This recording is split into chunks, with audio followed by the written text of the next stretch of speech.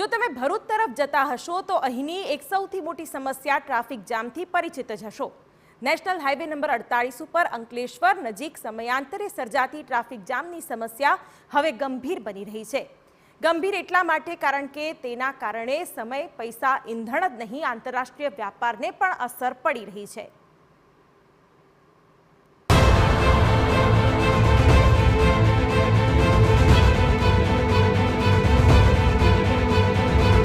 જો તમે ભરૂચ તરફ નીકળ્યા હશો તો નેશનલ હાઈવે 48 પર આ ટ્રાફિક જામ જોયો જ હશે, પરંતુ આજે આ ટ્રાફિક જામની વાત નથી કરવી, બલકે એના વેપાર પર થઈ રહેલા નુકસાનની વાત કરવી છે।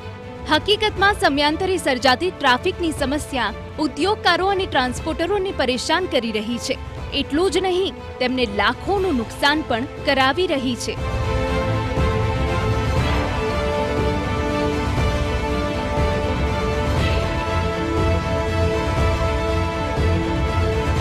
કેવી રીતે એ જાણવા જેવું છે।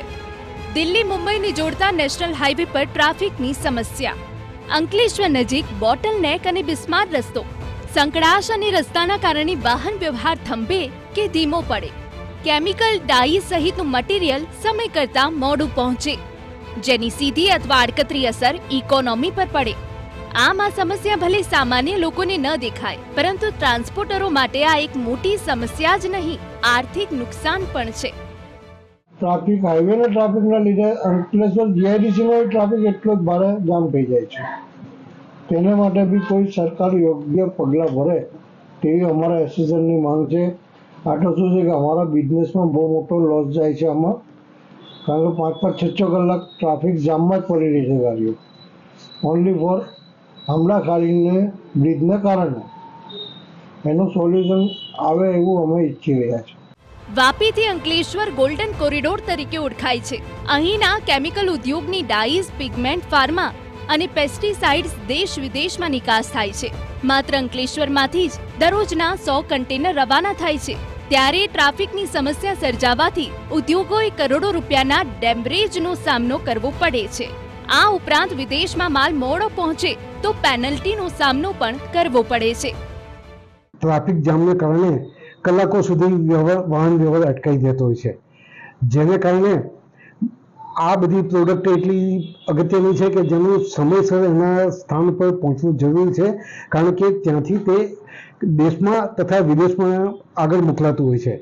હવે આ ડિલે થવાને કારણે એને જે બીજા બધા ખર્ચાઓ જે લાગે છે, જેવા કે ડેમેજ ચાર્જીસ, માનવ કલાકોનો વ્યય અને ફ્યુઅલનો વ્યય, આ બધાની અંદર એનો કુલ સરવાળો માંડીએ તો દેશને બહુ મોટું આર્થિક નુકસાન જાય છે। સૌ જાણે છે એમ ભરૂચ વર્ષોથી ટ્રાફિક સિટી તરીકે બદનામ છે। શહેરની સાંકડી ગલીઓ અને એક્સપ્રેસવેને જોડતા માર્ગ પણ શહેરમાંથી પસાર થાય છે। એ જોતા હાઈવે ઉપરાંત સિટીમાં પણ ટ્રાફિકની સમસ્યા વકરી રહી છે। ત્યારે ઐતિહાસિક નગરની ટ્રાફિકની સમસ્યા સામે કોઈ યોગ્ય પરિણામલક્ષી કામગીરીનો એક્શન પ્લાન બને તો જ તેનો ઉકેલ આવે એમ છે। અંકિત મોદી, TV9 ભરૂચ।